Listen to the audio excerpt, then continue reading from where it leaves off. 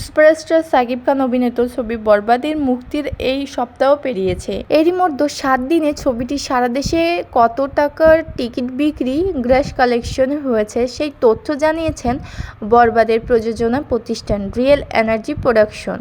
মুক্তির প্রথম 7 দিনে 27 কোটি 43 লাখ টাকার টিকিট বিক্রি হয়েছে বরবাদের। রিয়েল এনার্জি প্রোডাকশন এক ফেসবুক পোস্টে এমন দাবি করেছে। মুক্তির নবম দিনে অর্থাৎ মঙ্গলবার 8 April real energy production Facebook পোস্টে নিশ্চিত করেছেন তারা বরবাদের মাধ্যমে 27 কোটি টাকার বেশি টিকিট বিক্রি করেছেন। রিয়েল এনার্জি প্রোডাকশন জানিয়েছে এই পর্যন্ত 27 কোটি 40 লাখ টাকার বেশি টিকিট বিক্রি হয়েছে।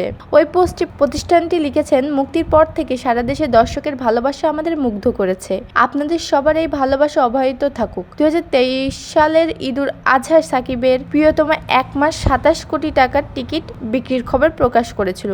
এবার মাত্র 7 দিনেই বরবাদ সেই সাফল্য অর্জন করল। ঈদ উল ফিতরে মুক্তির পর নবম দিনেই সিনেপ্লেক্স ও মাল্টিপ্লেক্স মিলিয়ে প্রায় 65টি শো চলছে বরবাদের। 9 দিনে আয়ের রেকর্ড বরবাদ।